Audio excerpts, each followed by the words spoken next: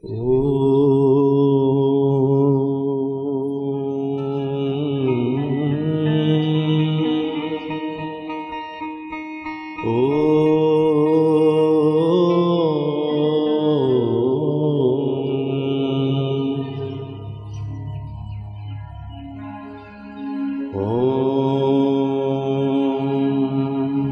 गणेशाय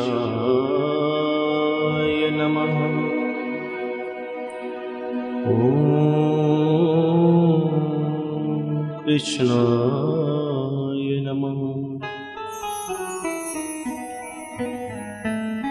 ओम विघ्नेश्वराय वरदाय सुप्रियाय लंबोदराय सकलाय जगदहिताय नागाननाय श्रुतियज्ञविभूजिताय गौरीसुताय गणनाथ नमो नमस्ते। नमो देवै महादेवै शिवायै सिततं नमः। नमः प्रकृतये भद्रायै नियता प्रणता संहृता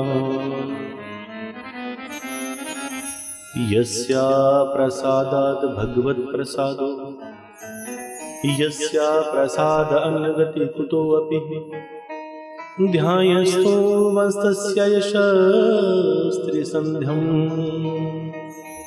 वंदे श्री गुरु चरणारविंदम।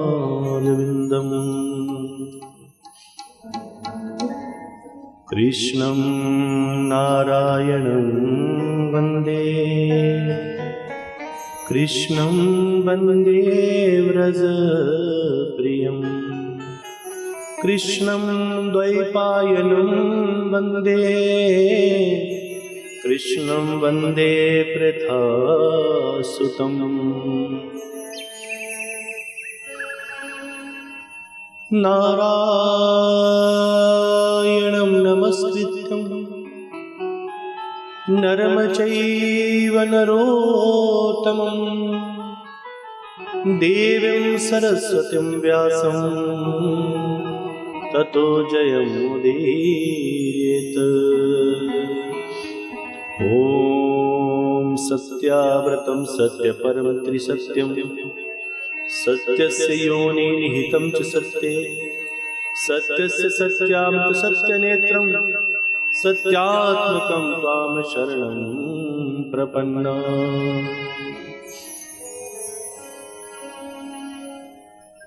यत्र यत्र चतुर्भत्र श्रीमद्भागवतं परमं गच्छामि तत्र तत्र हम गौरी यथा सुतवत्सला। जहाँ जहाँ पर ये परम पवित्र पावन आनंद घन भगवान श्री कृष्ण की कथा और उनका ये सत्संग चलता है, वहां पर स्वयं भगवान श्री कृष्ण दौड़े दौड़े आते हैं। यत्र यत्र चतुर्भत्र श्रीमद्भागवतम परम आनंद घन भगवान श्री कृष्ण की इस परम पवित्रमय बांगमय मूर्ति के समक्ष बैठकर उनकी लीलाओं का जो आनंद लेता है। जहां जहां ये कथा चलती है, जहां जहां ये सत्संग चलता है, वहां भगवान श्री कृष्ण दौड़े दौड़े आते हैं। ठीक उसी प्रकार जिस प्रकार एक गौ माता अपने बछड़े के पीछे दौड़ी दौड़ी जाती है। अच्छे से ध्यान।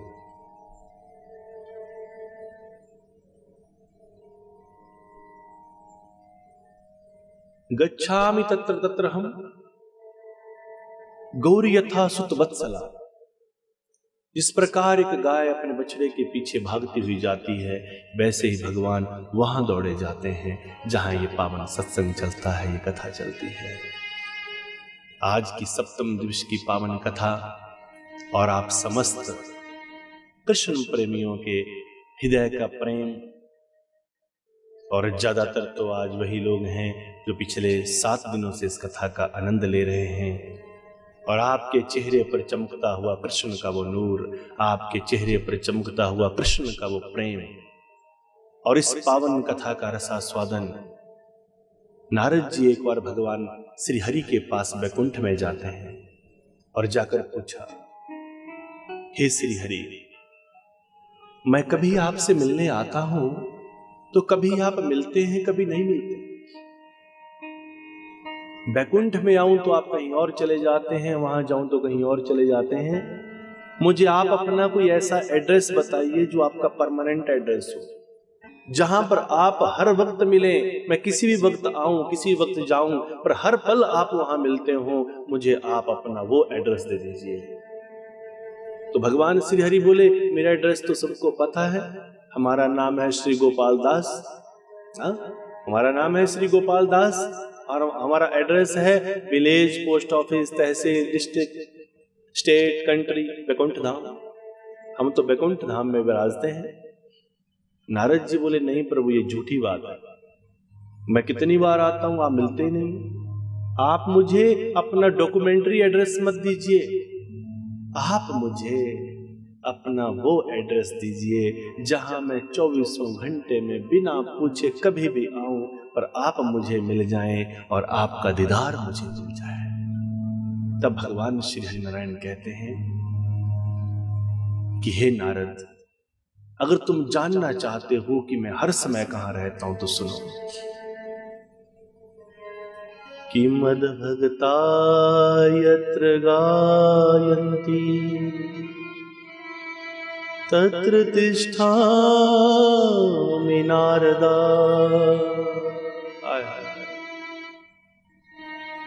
नाहं वसामि वैकुंठे योगिनां हृदयेन च मद्भगता यत्र गायन्ति तत्र तिष्ठामि नारदा। ना हम बसामि वैकुंठे, ना तो मैं वैकुंठ में रहता हूँ, ना मैं योगियों के हृदय में रहता हूँ, ना मैं मंदिर, मस्जिद, गुरुद्वारे में परमानेंट रहता हूँ। अगर मैं हर पल कहीं रहता हूँ तो कहाँ रहता हूँ? मद भगता यत्र गायन्ति, मेरे भक्त, मेरे प्रेमी जहां जहां मेरा गान करते हैं, जहां जहां मेरा गुणगान करते हैं, जहां जहां मेरी कथा चलती है, मद भगता यत्र गायन्ति, जहां जहां मेरे भक्त गायन करते हैं, तत्र तिष्ठामि नारदा। हर पल मैं केवल वहां रहता हूं, बाकी परमानेंट कहीं नहीं रहता। इस प्रकार भगवान के प्रेम को नारद जी ने प्राप्त किया। हे कृष्णा, हे श्री हरि, आप वहीं विराजते हैं जहां आपके नाम का गुणगान होता है। आप वहां हर पल विराजते हैं जहां आपकी कथा चल रही होती है। हे कृष्णा, आपने हमें धन्य कर दिया है और आज सौभाग्यशाली हैं आप सभी महानुभाव जो आप 7 दिन से इस परम पवित्र पावन कथा का आनंद ले रहे हैं। और इस कथा में भगवान श्री कृष्ण प्रथम दिवस से विराजे हैं और अभी तक हमारे बीच में बैठे हैं। भगवान ने बड़ी सुंदर सुंदर लीलाएं की। भगवान श्री कृष्ण और रुक्मिणी के विवाह का हमने आनंद लिया। किस प्रकार कृष्ण रुक्मिणी एक दूसरे के इस प्रणय सूत्र में बंध जाते हैं, प्रेम सूत्र में बंध जाते हैं। जहां रुक्मिणी भगवान से अपने मन से ही प्रेम कर बैठी और अपने मन संकल्प के द्वारा उनको अपना पति स्वीकार कर लिया। जीवात्मा और पति परमात्मा के सच्चे पति पत्नी का जो रिश्ता है कि आत्मा का सच्चा पिया कौन है? आत्मा का सच्चा पति वो परमात्मा है। महबूब की हर चीज महबूब होती है। जो हमारे शरीर का महबूब है, महबूब की हर चीज महबूब होती है। एक शरीर का महबूब है, एक आत्मा का महबूब है।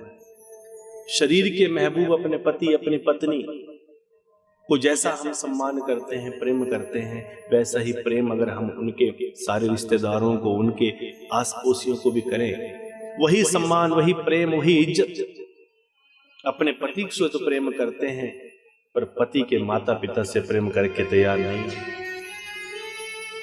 अपने पति से तो प्रेम करते हैं, परंतु अपने पति के भाई बहन माता पिता से प्रेम करके तैयार नहीं है, और यही ज्यादातर घरों में लड़ाई का कारण बनता है। महबूब की हर चीज महबूब होती है। शरीर के पति को हम प्रेम करते हैं, उसके सगे संबंधियों को, उसके माता पिता को भी अगर हम उसी भांति सम्मान करें, प्रेम करें, अपनत्व रखें, तो सारे संसार के झगड़े खत्म हो जाएंगे। और उसी प्रकार दूसरा महबूब वो है जो जीवात्मा का महबूब है। जीवात्मा के महबूब की बात कही गई है कि जीवात्मा का जो महबूब है उसने इस पूरी दुनिया को बनाया है। जैसा प्रेम हम अपने भगवान से करते हैं, वही प्रेम उसकी बनाई हर रचना से करें तो भी संसार का सब कुछ प्रपंच ही दूर हो जाएगा, झगड़ा ही दूर हो जाएगा। महबूब की हर चीज महबूब होती है। आज उसी गाथा को दिखाने के लिए भगवान कृष्ण और रुक्मिणी का विवाह हुआ है।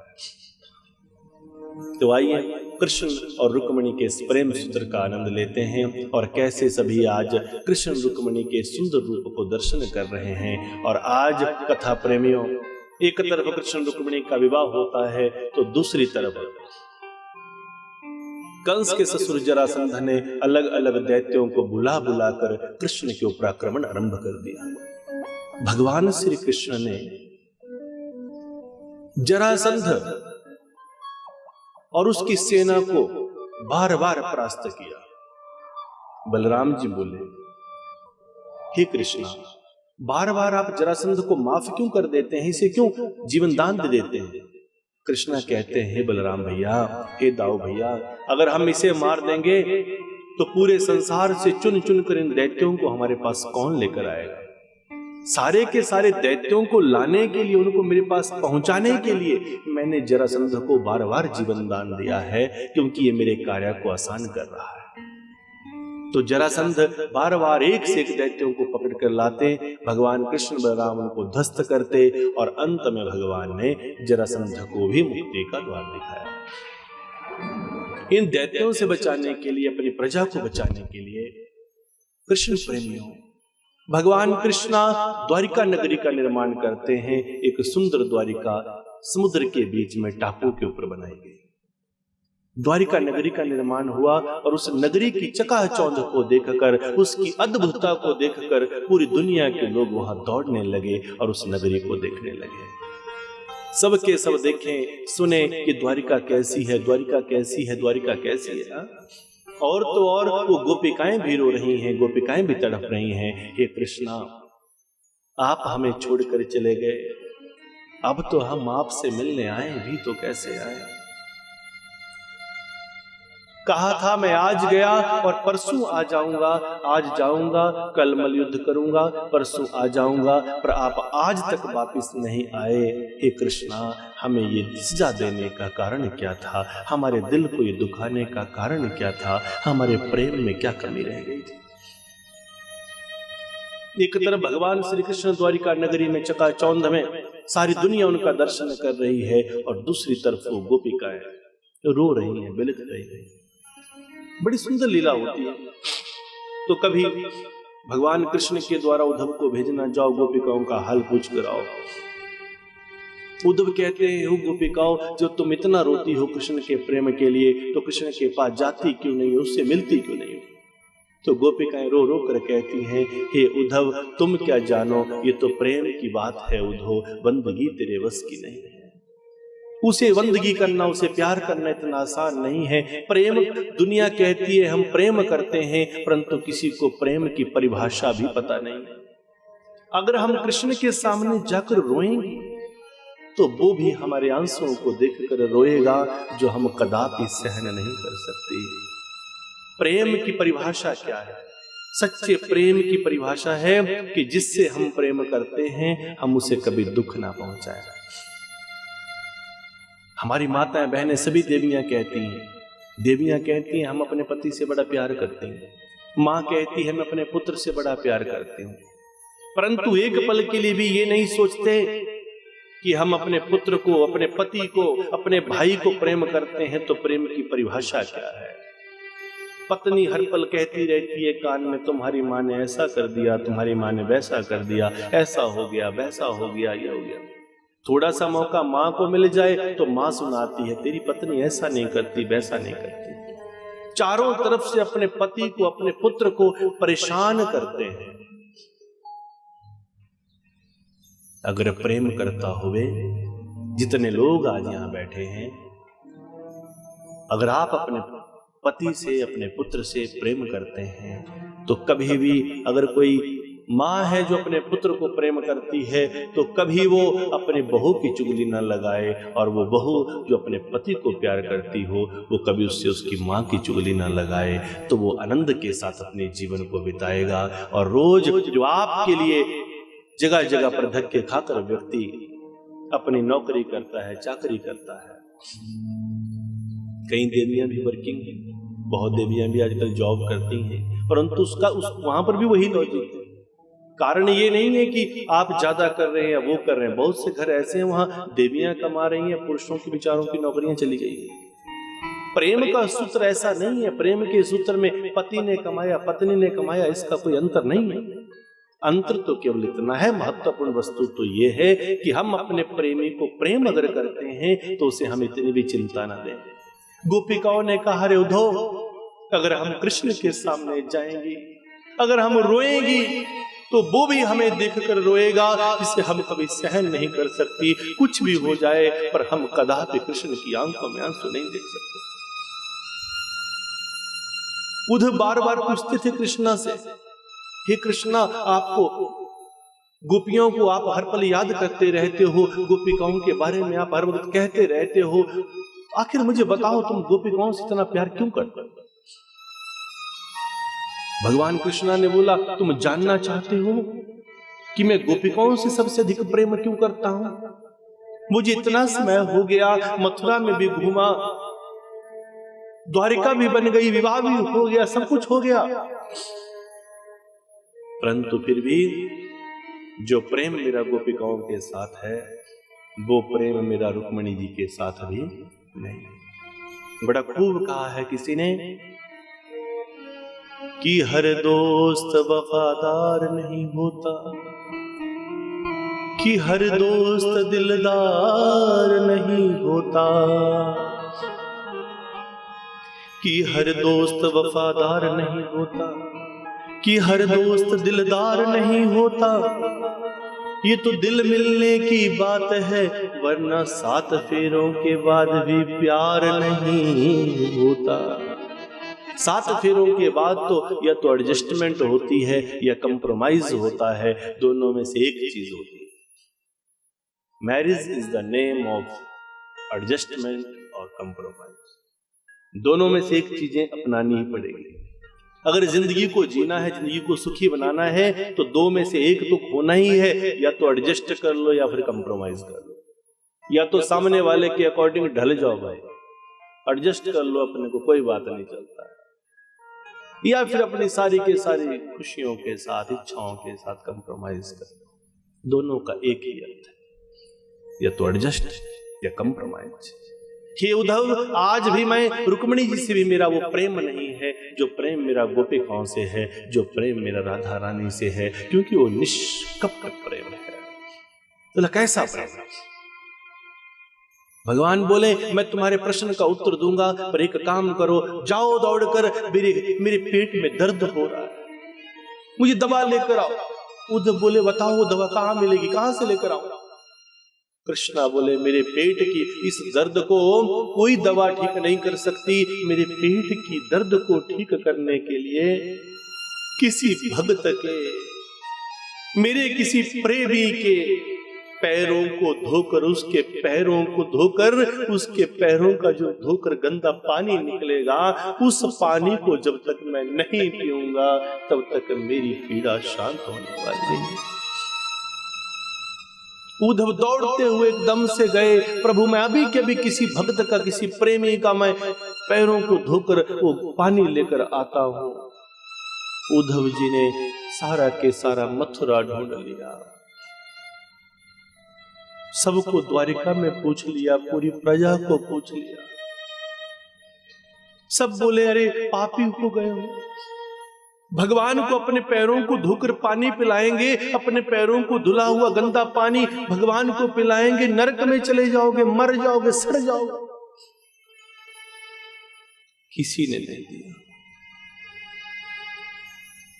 तब उद्धव ने सोचा क्यों ना एक बार मैं जाकर, पेट में दर्द हो रहा है, वो पीड़ा से तड़प रहे हैं, किसी भक्त के पैरों का पानी चाहिए, किसी भक्त के, किसी प्रेमी के पैरों को धोकर उनका जल चाहिए। गोपिकाओं की आंखों से अश्रु बहने लगे, राधा रानी रोने लगी, गोपिकाएं रोने लगी, हे उद्धव आओ जल्दी मेरे पैरों को, सब अपने पैरों को धोने लगी, सारे गंदे मैल को रगड़ रगड़ कर साफ करने लगी। कहा मेरे पैरों का पानी ले जाओ, मेरे पैरों का पानी ले जाओ। उद्धव बोले हे गोपिकाओं, जितने लोगों से मिला उन्होंने कहा कि नरक मिल जाएगा, भगवान को अपने पैरों को धोकर गंदा पानी पिलाएंगे क्या? गोपिकाएं बोली रे उद्धव, हरे नरक की किसको चिंता है, स्वर्ग की किसको चिंता है, हमारा तो नरक भी, हमारा तो स्वर्ग भी, सब कुछ कृष्ण के प्रेम में है। क्या करेंगे हम उस स्वर्ग को पाकर जहां हमारे कारण कृष्ण की पीड़ा शांत ना हो? क्या करेंगे हम उस स्वर्ग में जाकर, अगर उसमें चले भी गए पर हमारे कारण हमारे कृष्ण के पेट में दर्द होता रहे? हमें नरक की चिंता नहीं है, हमें स्वर्ग की इच्छा नहीं है, हमें केवल और केवल अपने कृष्ण के प्रेम की इच्छा है।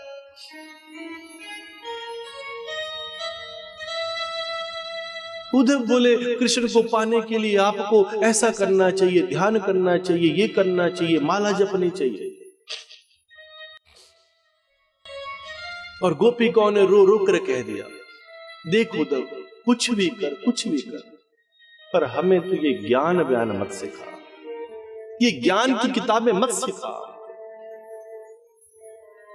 रो रो कर ये गोपिकाएं कह रही हैं हम प्रेम दीवानी है, वो प्रेम दीवाना है, उधो हमें ज्ञान की है, उधो हमें ज्ञान की पोथी न सुनाना, हम प्रेम दीवानी है, वो प्रेम दीवाना है। उद्धव हमें ये प्रेम की पोथी मत सुना, हम प्रेम की दीवानी हैं, वो प्रेम का दीवाना है। हम सिर्फ एक ही पोथी पढ़ती हैं, वो प्रेम की पोथी है। प्रेम की पोथी तुम सुना नहीं सकते और ज्ञान की पोथी हम सुन नहीं सकते। ये ज्ञान हमें मत सुना। हमें ना माला जपने आती, हमें ना घंटी बजाने आती, हमें ना भजन करने आता, हमें ना आंखें बंद करके ध्यान करने आता। हमें तो सिर्फ एक ही है कि हम आंखें खोलें तो भी और आंखें बंद करें तो भी हमें तो दिखता ही वो है, और यही हमारी भक्ति है, यही हमारा सत्य। ऐसा प्रेम आपके सभी के हृदय में, ऐसा प्रेम जागना चाहिए कि हर पल आपको वो कृष्ण दिखे। उद्धव बोले जब तुम इतना प्यार करती हो तो जाकर कन्हैया को बताती क्यों नहीं हो? तो वो गोपिकाएं रो रो कर कहती हैं उद्धव से, मोहब्बत करके पछताए रे उद्धव, तुमसे क्या कहना, मोहब्बत करके पछताए रे उद्धव, तुमसे क्या कहना, मोहब्बत करके पछताए रे उद्धव, तुमसे क्या कहना, मोहब्बत करके पछताए रे उद्धव, तुमसे क्या कहना, करके पछताए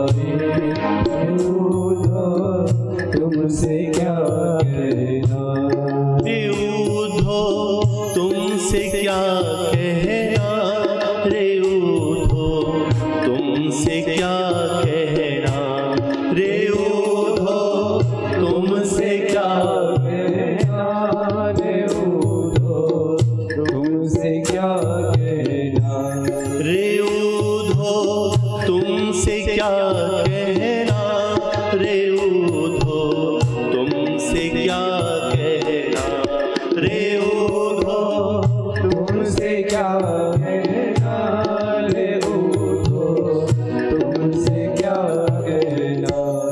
ये दिल तो उनको अपनाए, ये दिल तो उनको अपनाए रे उधो, तुमसे क्या कहना, मोहब्बत करके पछताए रे उधो, तुमसे क्या कहना।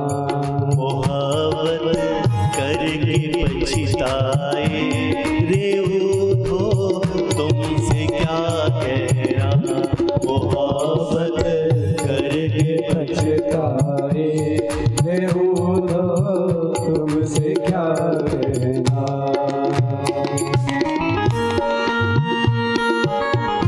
गोपिकाओं के उस प्रेम को जरा अपने हृदय से अनुभव कीजिए कि वो गोपिकाओं का अनूठा प्रेम कैसा है, जो तड़प रही है कृष्ण के प्रेम में। पर एक बार भी जाकर ने कहा कि हे कृष्णा, हम तेरे प्रेम में तड़प रही हैं, हम तेरे बिना जी नहीं सकती, हम तेरे बिना रह नहीं सकती। हाँ, हरि बोल।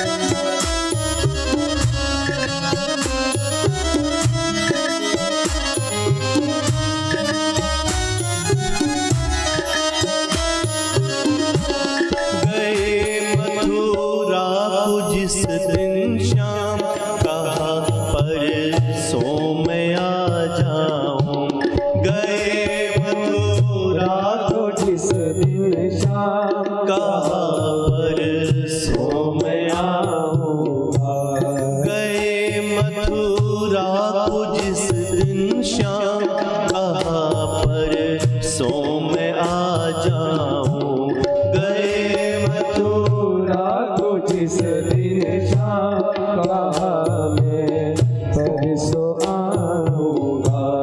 वो झूठा झूठ बोले तो, वो झूठा झूठ बोले तो रे उधो, तुमसे क्या कहना, मोहब्बत करके पछताए रे उधो, तुमसे क्या कहना।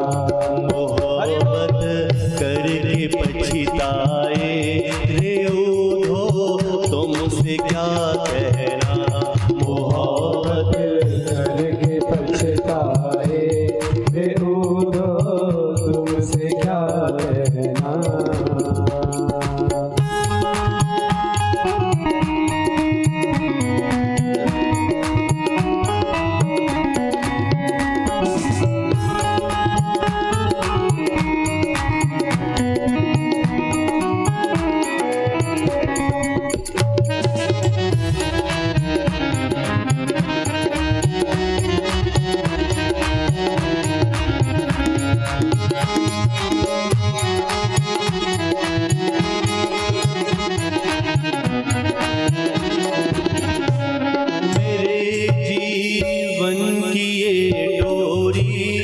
श्याम के संग है बांधी, मेरे जीवन की ये डोरी कि श्याम के संग है बांधी, श्याम के चरण बंधी उठो, श्याम के चरण बंधी उठो, उठो तुमसे क्या कहना, मोहब्बत करके पछताए रे उधो, तुमसे क्या कहना। मोहब्बत करके पछताए रे उधो, तुमसे क्या कहना, मोहब्बत करके पछताए रे उधो, तुमसे क्या कहना।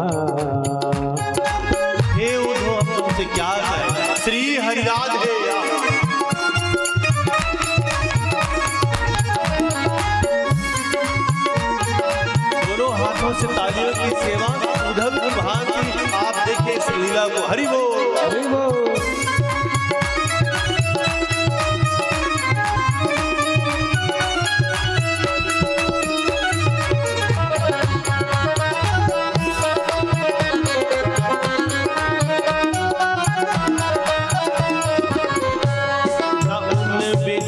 सांसें आती है न उन बिन जान जाती है, न उन बिन सांसें आती है न उन बिन जान जाती है। अरे आफत तो ऐसी हो गई, ना तो सांसें आ रही हैं और ना ये जान बाहर जा रही है। ये उद्धव कृष्ण के प्रेम में हमारा तो मन करता है हम अपने प्राण ही त्याग दें, पर प्राणों को त्यागे तो कैसे त्यागे? ये जान निकले तो कहां से निकले? प्राणों को जाने के लिए भी एक रास्ता चाहिए और उस रास्ते में हमने अपने नैनों को बिछा कर रखा है और उन नैनों में श्याम बसा है। तो हम प्राण जाएं भी तो कैसे जाएं? न सांस आती है न जान जाती है, करें तो क्या करें?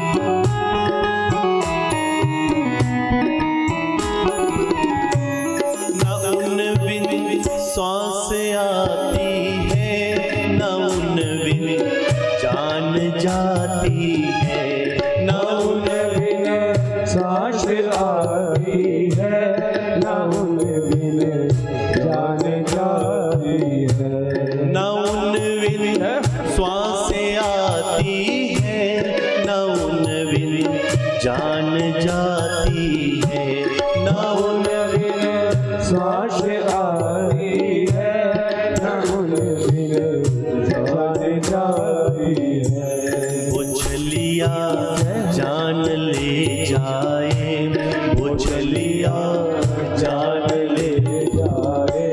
रे उद्धव तुमसे क्या कहना, रे उद्धव तुमसे क्या कहना, रे उद्धव तुमसे क्या कहना। मोहब्बत करके पछताए, मोहब्बत करके पछताए। रे उद्धव तुमसे क्या कहना, मोहब्बत करके पछताए। रे उद्धव तुमसे क्या कहना। ये दिल तो उनको अपनाए, ये दिल तो उनको अपनाए। रे उद्धव तुमसे क्या कहना, रे उद्धव तुमसे क्या कहना।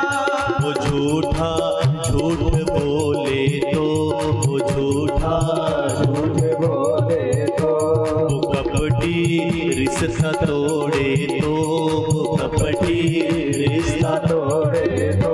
वो छलिया जान ले जाए, वो छलिया जान ले जाए। तो उद्धव तुमसे क्या कहना, तो उद्धव तुमसे क्या कहना। रे उद्धव तुमसे क्या कहना, रे उद्धव तुमसे क्या कहना। रे उद्धव तुमसे क्या कहना, रे उद्धव तुमसे क्या कहना। रे उद्धव तुमसे क्या कहना, रे उद्धव तुमसे क्या कहना। रे उद्धव तुमसे क्या कहना। रे उद्धव तुमसे क्या कहना।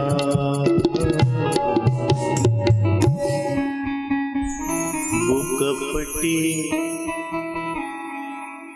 जान ले जाए, वो छलिया रिश्ता तोड़े तो। रे उद्धव तुमसे क्या कहना। अरे रिश्ता निभाने के लिए सब थोड़ी ना है। तभी तो भगवान ने कहते हैं कि तुम्हारे प्रेम को, तुम्हारे रिश्ते को निभाने के लिए ही तो मैं गुरु तत्व का निर्माण करता हूं। परमात्मा गुरु रूप में ही तो बात करते हैं। भगवान कहते हैं हर संयोग का अंत वियोग है। जीवन के साथ भी, जीवन के बाद भी अगर तुम्हारा कोई संगी साथी है तो वो तुम्हारा सतगुरु है। उद्धव का गोपिकाओं का प्रेम, अपने पैरों का मैल धो धो के दे दिया, पिलाओ जाओ कृष्ण को। क्या आप पिला सकते हैं? आप में कोई है जो भगवान को अपने गंदे पैरों को धोकर पानी पिला दे? है कोई?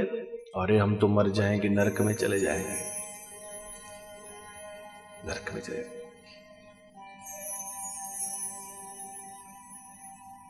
तो देखो हमारे भाई का लड़का है ना, वो भांग पीता है जी। हमने बोलते कुछ नहीं, हमने क्यों बुरे बनना, हमने क्यों बुरे बनना। जब हमारे अंदर ऐसी बात होगी कि मैं क्यों बुरा बना, तो प्रेम नहीं। प्रेम किसे कहते हैं?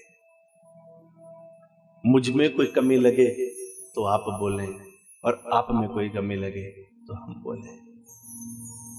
इसे प्रेम कहते हैं। प्रेम में कभी ये नहीं सोचना कि सामने वाले को कैसा लगेगा। प्रेम, सच्चे प्रेम में कभी ये नहीं देखा जाता कि मुझे अच्छा होगा, बुरा होगा, लोग मुझे अच्छा बोलेंगे, बुरा बोलेंगे। नहीं, प्रेम सच्चा होना चाहिए। द्वारिका नगरी का सुंदर निर्माण लोग देख रहे हैं। उद्धव हैरान हो गए, कृष्ण के पास आकर बोला, कृष्णा तेरी गोपिकाओं की लीला तो तू ही जान, मुझे ना समझ। आज मुझे पता चला कि तू गोपिकाओं के प्रेम में ऐसे पगला पगला क्यों रहता है। सच कहता है कृष्णा, तेरी गोपिकाओं की तरह कोई नहीं, तेरी गोपियों की तरह कोई नहीं है, तेरी राधा रानी की तरह कोई नहीं है। कोई इतना प्रेम नहीं कर सकता जो अपने जीवन के सारे सुख को त्याग कर, हर पल जिनके पास सब कुछ है, पर आज भी तेरे प्रेम में तड़प रहे, रो रहे।